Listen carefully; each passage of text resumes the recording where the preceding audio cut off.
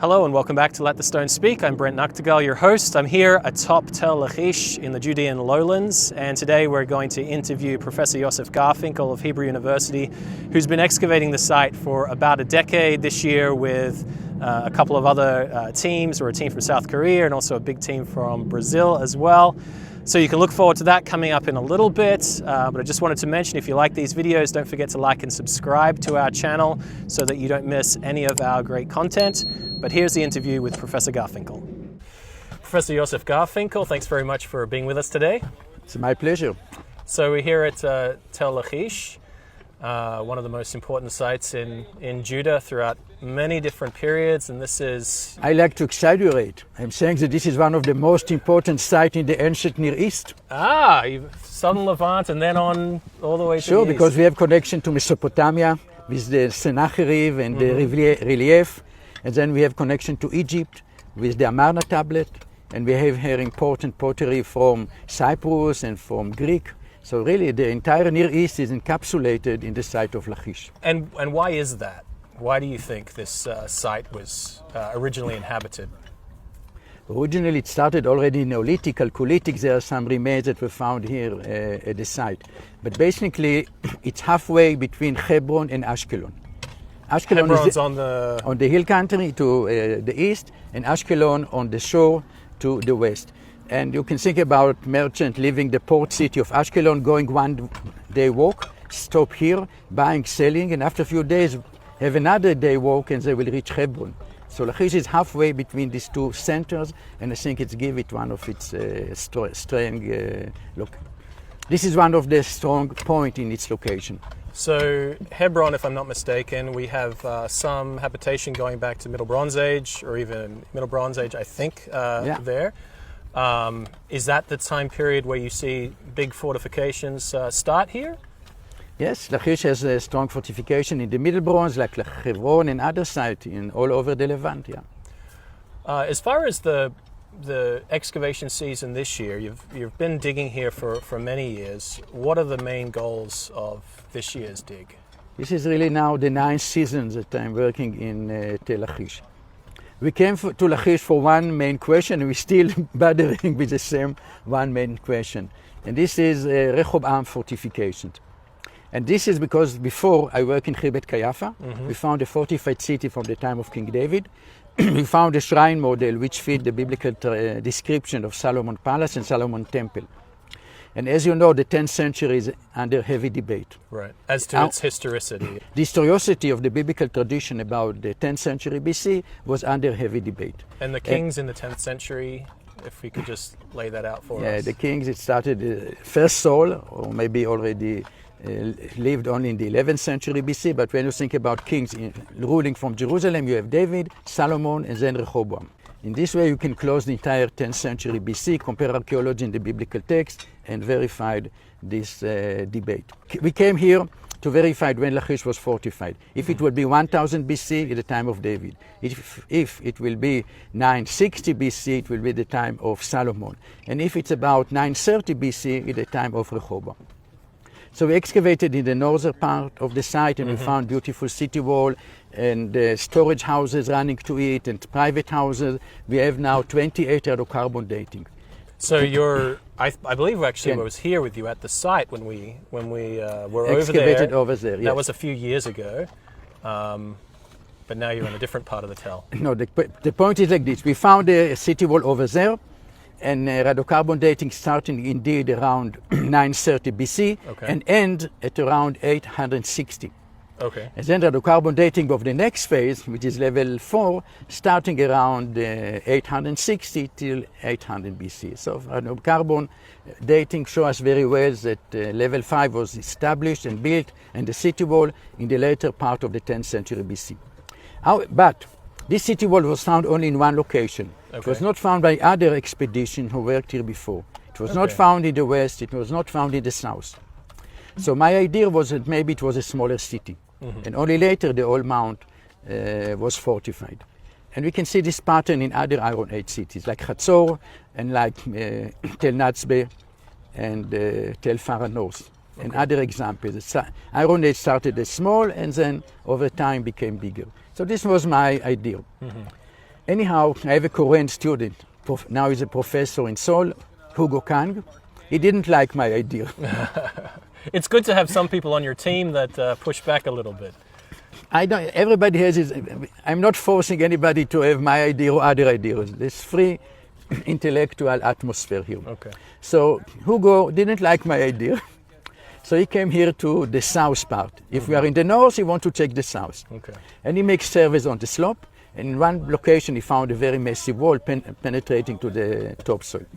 So he started excavating there, and indeed it's 3 meters wide, very impressive, but the dating is Middle Bronze. Okay. So it was... So that's almost 1,000 years earlier. More or less, yes. Yeah. But he didn't give up, then he continued, and over here, he saw again on the slope a very massive wall. He started excavating, and bingo, this is level 5 city wall. Found it. So I was wrong. The student was correct. And you know what makes the student most happy? Prove the professor wrong. To prove that the professor was wrong. So this is the situation.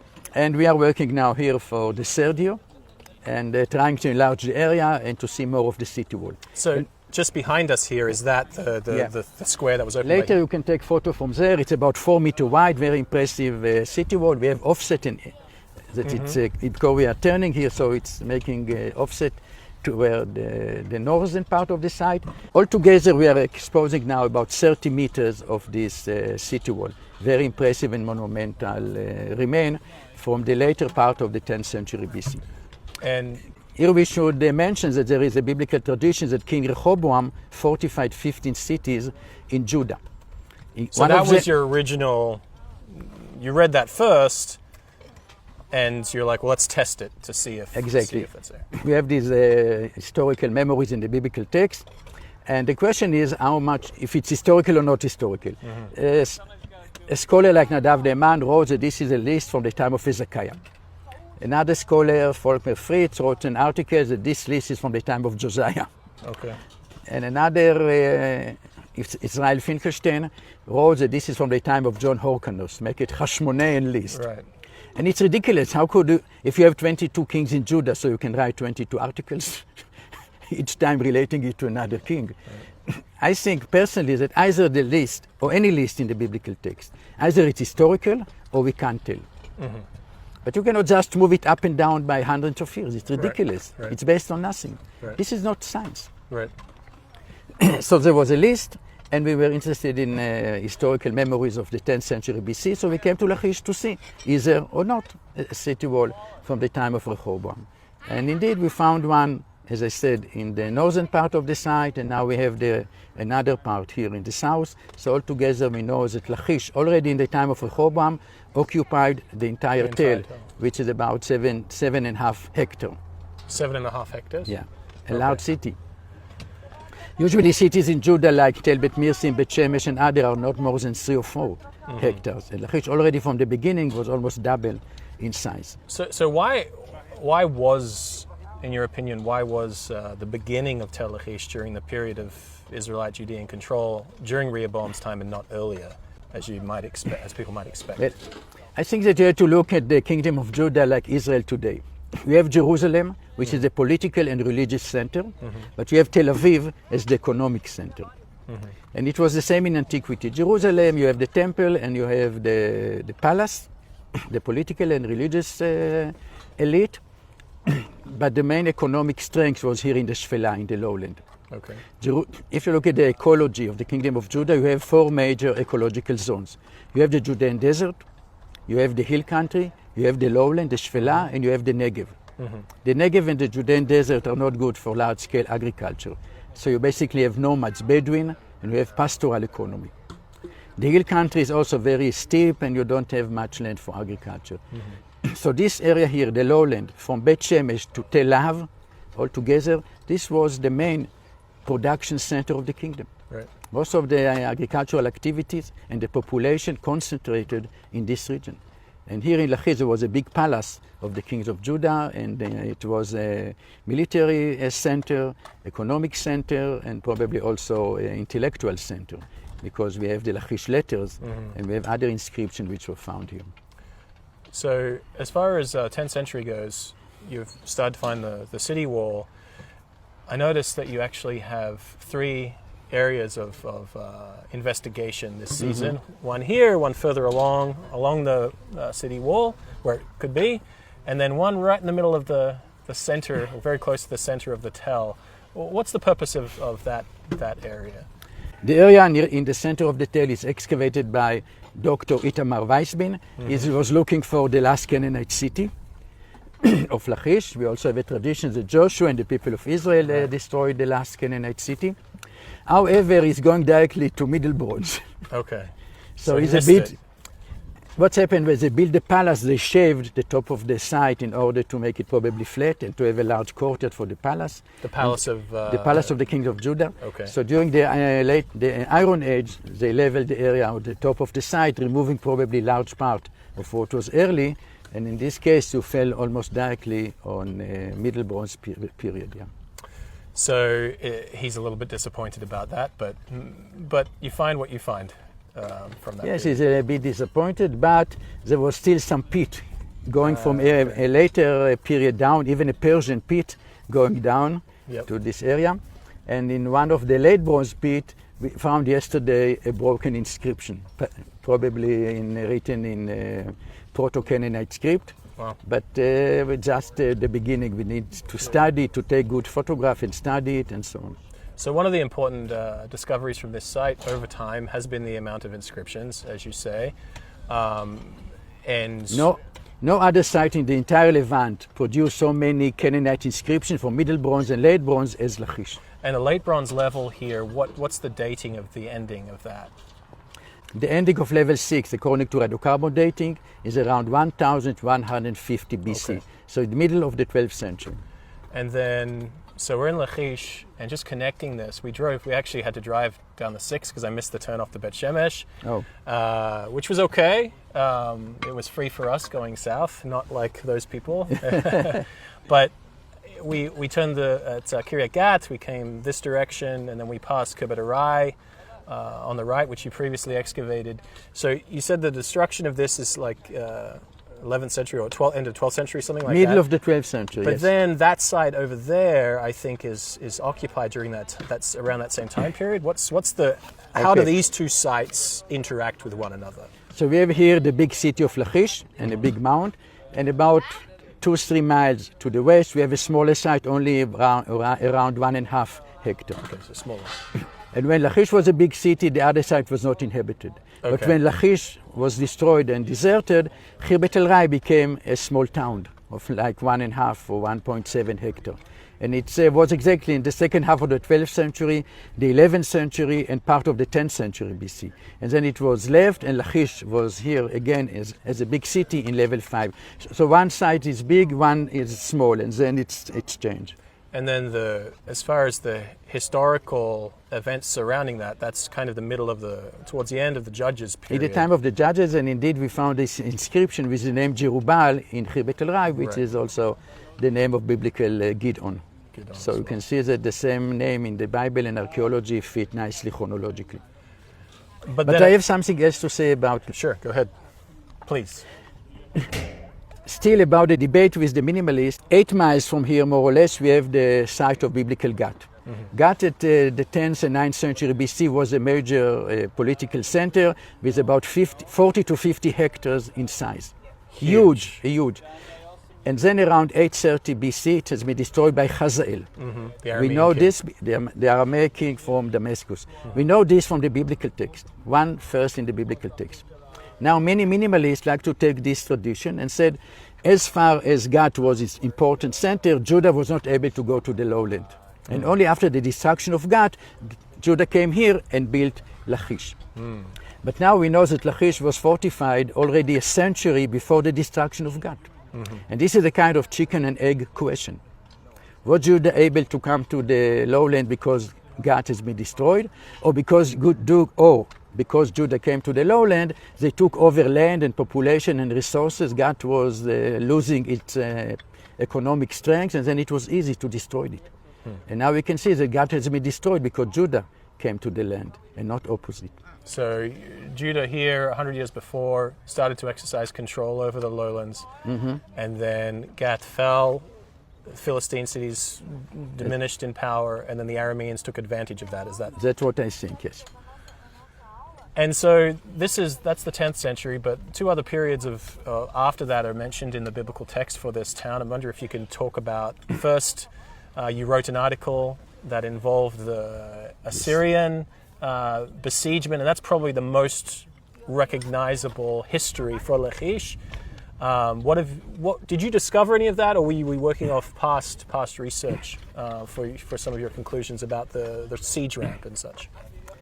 The 701 BC Sennacherib conquering of Lachish is the most documented event in the history of the ancient Near East. Mm-hmm. We have 4 different sources. We have the Assyrian document, we have the Assyrian relief, we have the biblical tradition, and this is in the book 3 different books. In 3 different books, or even 4 different books. Yeah. And then we also have archaeology. Mm-hmm. Where else in the ancient Near East you have so many resources and information about one event? Right. Nowhere. Right. And it's also methodology, because you have the Assyrian are the winning, and usually we say that the winning are writing the history. Right. But in this case you have also the Judean who lost. So you have the winners and the loser. You have the depiction of Lachish, the Sennacherib relief, and then we have the site, archaeology. We have here the oldest siege ramp ever found in archaeology. It was excavated before by David Osishkin, and on top of the siege ramp he found a battleground with hundreds of arrowheads and sling stone, and also heavy stone dumped down from the Judean, from the top of the wall. So really amazing discovery. A few years ago, we make a research about how this siege ramp has been constructed. Mm-hmm. Because when you look at it, you can see only stones, no sediment. You cannot see any walls inside. Okay. So it was made by pouring stones. This is also how the Bible describes it, that you shofir, you pour, like you pour water, you pour solela, you pour the siege ramp, which means it's damp stones. The purpose of the siege ramp is to create a road leading from the surface up 20 meters high to the base of the city wall, and then you can start crushing the city wall with the siege engine. Mm-hmm. But how do you bring the siege engine, which was 1 ton or maybe 2 tons, all the way to the city wall? You must build a road for it. Right. The slope of the tail is like this. You cannot push it in a very steep degree. So you can calculate that at least 80 to 100 meters ramp was needed in order to create this road leading into the city wall. And when you look at it, it's all made from stones. We calculated the weight of the stone. We took 200 and we have measurement. It's about 6.5 kilos, not heavy. Mm-hmm. Now, what was the best efficient way to create this siege ramp? Some people said they collected stone in the field. That'd be a long time of finding stones. We calculated that you need 3 million stones. Okay. And after 1 day, they need to go kilometers to bring stone. It's not logical. Then some people said that Porter took the stone and dumped them. But then Porter had to go back and forth, and what will happen with the basket? Mm-hmm. They will deteriorate after a day or 2, so you need a factory for basket. Right. It's not logical. The most efficient way is to have a quarry at the far edge of the siege ramp. Mm-hmm. Hundreds of people were sitting crushing stone day and night. And 4 rows of people moved the stone from hand to hand. The people were standing, only the stone moved. Mm-hmm. And tuck, tuck, tuck, tuck, tuck, tuck. Every second another stone fell in. If they're working day and night, 160,000 stone can be dumped in 1 day. And in order to have 3 million, you need about 20 days. Oh, it's nothing. And this is That's exactly the efficiency of the Assyrian Empire. And this is exactly what Isaiah mentioned. He said the Assyrian, they're not sleeping, not sleeping, not dorsey. Mm-hmm. They're working day and night. Right. But they cannot work day and night when they're marching all the way from Mesopotamia here. They need to sleep overnight. Right. So where are they working 24 hours a day in shifts? On the siege ramp. Mm-hmm. That's what he's describing. And we'll put a link to that article. Anybody can read that, right? It's available online, so people can. And if it's not online, I can put it on Academy Edu. Okay, we'll look at that. So that city obviously is destroyed. So this city has been destroyed at 701. The Syrian burned the city, left the siege ramp, and disappeared. And then came the people of level 2, the last city in the history of the Kingdom of Judah, in Lachish. And the famous Lachish letters were found in the gate of level 2. And we walk through the gate. It's extremely wide, 6 chambers. Yeah, impressive. Very impressive. So these letters, they're ostraka that were found at the site. Just briefly, what? They were found in 1935, Okay. and then mentioned there are a list of people and local administration, but you have also amazing information like the chief of the army went to Egypt. Mm-hmm. And you know that they have coalition with Egypt against the Babylonian, Right. so it's reflected in the letter. Mm-hmm. Then we have another ostraka mention a prophet, Mm-hmm. and they blame the prophet of saying bad things, that not encouraging the people. Which and it's sounds- like Isaiah, like this is exactly like Jeremiah. Right. But it's not Jeremiah, it's a local prophet here in Lachish. His name is not mentioned. Well, then it could be Jeremiah. You're Maybe- saying it's not. It could be. Maybe he came to Lachish. Maybe he did. And then there's one other letter that's very interesting. In terms fire of, signals. Yeah. So Okay, and then letter number 4, probably the most famous letter, mentions that people are watching the fire signals of Lachish because they cannot see Azekah. And Jeremiah mentions that the Babylonian conquered all the fortified cities of Judah beside Azekah and Lachish. And in the letter, Azekah is already destroyed probably. So a very dramatic letter from the last few days of the kingdom of Judah. So that's, you said somewhere around here you might be finding level 1. We came to this area to excavate the city wall of level 5, and we started here. Which is level 5 is the Rehoboam, 10th century. Level 5 is, as we know now, is the later part of the 10th century, early part of the 9th century BC. Anyhow, we came here, we enlarged the area, we have magnificent architecture, but it's level 1. It's a Persian Hellenistic city. We found here coins, arrowheads, pottery, everything that you can find in a nice archaeological level. And under it, we see the city wall continue under the level 1. So this is clear that the city wall is not level 1, as some minimalists might claim. Now it's clear that we have the level 1 building on top of the city wall. And so that's it for the site. Once the Persian Hellenistic period is occupying the site, then from that time all the way through to the 20th century, we don't have any build-up here. We found here and there some Byzantine remains, Okay. but basically in the Hellenistic period, Marisha became an important center. So Lachish and also Khirbet Kayafa were deserted, and the political power in the region moved to the site of Marisha. So just one last question. This is about your team that you have here, where Israel is still at war, and yet you're able to be one of the few excavations that are able to continue this summer. How did you make it happen? We have here 3 groups. One, the largest, came from Brazil. Wow. About 28 people, and they came for a week only. Okay. But it's better than nothing. Absolutely. Another group are Korean people that are here for 2 weeks, and we also have Israelis that are excavating here for 2 weeks. So the first week we were smaller, only 20 people around, more or less. And now the second week we have about 50 people. And you've got one more day of excavation after this. Usually we were excavating 6 weeks with about 100 people Okay. in Lachish and Khirbet Kayafa. And then because of the wars and all this political situation, universities are not sending students anymore, so we have more individual volunteers. But we are not stopping. No, nothing will stop us from going on. Well, great. So keep going. We are keep going. Yeah. Well, thank you very much, Professor Garfinkel. So you are Appreciate welcome. the interview. Thank you very much to Professor Garfinkel and his team for having us out here today, one day before they close up the excavations. Don't forget to like and subscribe to the video if you enjoyed this content to make sure you don't miss any of our great interviews with these archaeologists here in Israel. Professor Hugo Khan, thank you very much for talking with us today.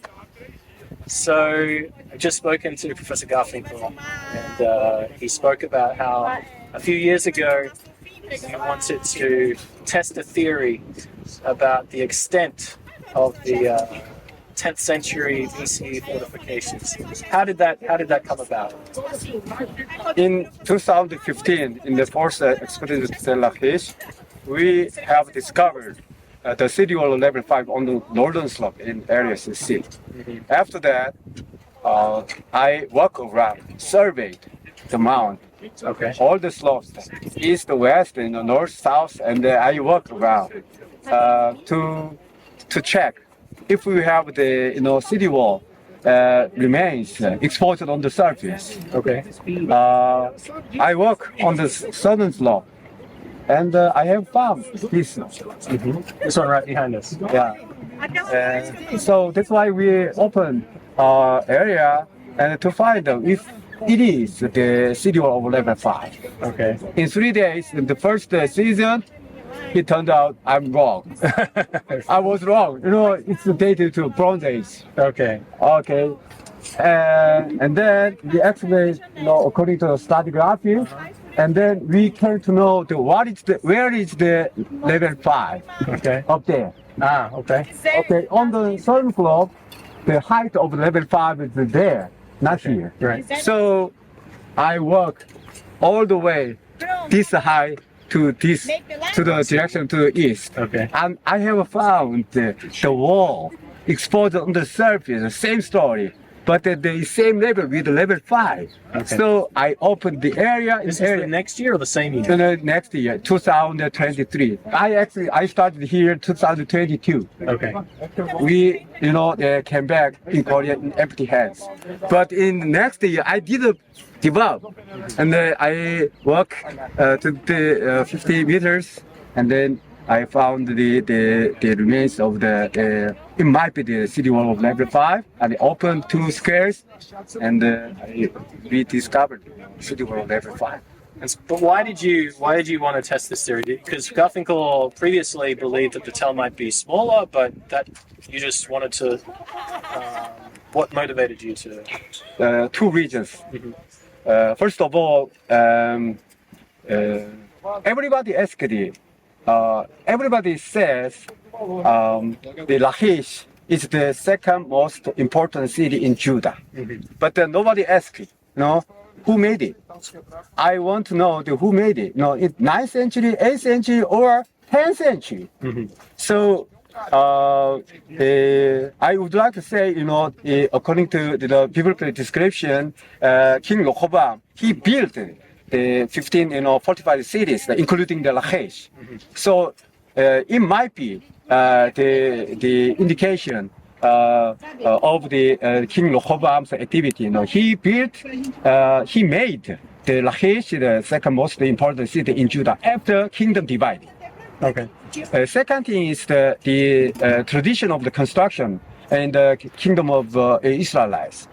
From the United Kingdom, from the time of King David and Solomon, I think we do have the fortified cities as construction tradition. Okay, so I didn't find any remains of fortified city, but if Rehoboam learned the construction activities from the grandfathers and the fathers, and he knows the people knows they have the knowledge of the technology, okay, for construction. So almost half, the 50, the percent, I was sure that he could build the fortified city, Tel Lachish. So that's one of the. Did you want to come back here and see if you might be able to find more of the level 5 up there, or was this more of this season to find more of this city? This season. After we discovered the city wall level 5, okay, it's confirmed. Okay, next question is the Lachish in Canaanite period. According to the Bible, in the 10 times, Lachish was mentioned in the book of Joshua. Joshua, right. We know the Lachish was one of the main city-states in Canaan. But we do not have archaeological evidence from the beginning of the LB or late Bronze Age until the end. We have several Acropolis temple and Fortified temple. We have some domestic buildings, but we do not have a massive the remains for the city states of Lachish in the Canaanite period. Okay. I want to reveal. Great. In this area. That's great. Well, you've got 2 more days, or 1 more day after this, so you're definitely having to come back next year to continue this process. But thank you very much for all the work that you've done, and thank you for your boldness to put a theory there and to test it, to walk along the whole site and see a couple areas where you might be able to excavate. Very pleased that you did. Thank you very much. Thank you. Thank you.